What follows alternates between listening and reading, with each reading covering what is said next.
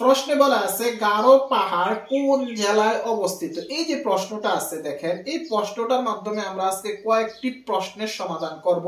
এক নম্বরে যে প্রশ্নের সমাধান করব সেটা হলো, যদি কোশ্চেন করা হয় গারো পাহাড় কোন জেলায় অবস্থিত, তাহলে আপনারা উত্তরে বলবেন যে ময়মনসিংহ জেলায়। তবে ময়মনসিংহ জেলায় শুধুমাত্র গারো পাহাড় অবস্থিত এমনটা নয়, টোটাল 4টি জেলায় কিন্তু গারো পাহাড় অবস্থিত। এক নম্বরে ময়মনসিংহ জেলায়, দুই নম্বরে হলো নেত্রকোনা জেলায়, 3 নম্বরে হলো শেরপুর জেলায়, 4 নম্বরে হলো জামালপুর জেলা। এবার দেখেন এই যে 4টা জেলা, এই 4টা জেলা মিলে কিন্তু একটি বিভাগ। সেই বিভাগটার নাম কি? সেই বিভাগটার নাম হলো ময়মনসিংহ বিভাগ।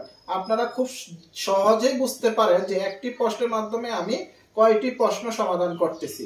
আপনারা মনে রাখবেন যে ময়মনসিংহ যে বিভাগটা আছে সেই বিভাগে টোটাল 4টি জেলা অবস্থিত।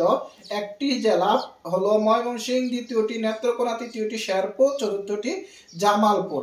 আপনারা খুব সহজে প্রশ্ন আসলে বলতে পারবেন যে ময়মনসিংহ জেলার মধ্যে টোটাল 4টি জেলা কি কি? ময়মনসিংহ, নেত্রকোনা, শেরপুর, জামালপুর। অথবা আপনাদেরকে যদি কোশ্চেন করে জামালপুর জেলা কোন বিভাগে অবস্থিত, ময়মনসিংহ শেরপুর জেলা কোন বিভাগে অবস্থিত, ময়মনসিংহ নেত্রকোনা জেলা কোন বিভাগে অবস্থিত, ময়মনসিংহ তো অবশ্যই ময়মনসিংহ বিভাগে অবস্থিত, সেটা আপনারা বুঝতে পারবেন। এবার দেখেন এখানে একটা প্রশ্ন আছে যে গারো পাহাড়। এখন যদি আপনাদেরকে কোশ্চেন করে গারো পাহাড়ে কারা বসবাস করে, গারো পাহাড়ে গারো উপজাতি যারা আছে তারা কিন্তু বসবাস করে। গারো উপজাতি আপনারা খুব সহজে মনে রাখবেন যে যারা গারো উপজাতি আছে তারা কিন্তু গারো পাহাড়ে বসবাস করে। এখন যদি আপনাদেরকে কোশ্চেন করা হয় যে গারো উপজাতি কোথায় বসবাস করে, তাহলে আপনারা উত্তরে বলবেন যে গারো পাহাড়ে বসবাস করে। যদি কোশ্চেন করা হয় কোন জেলা বসবাস করে, তাহলে আপনারা বলবেন ময়মনসিংহ, নেত্রকোনা, শেরপুর, জামালপুর 4টা জেলায় বসবাস করে। কোন বিভাগে, তাহলে আপনারা বলবেন যে ময়মনসিংহ বিভাগে বসবাস করে।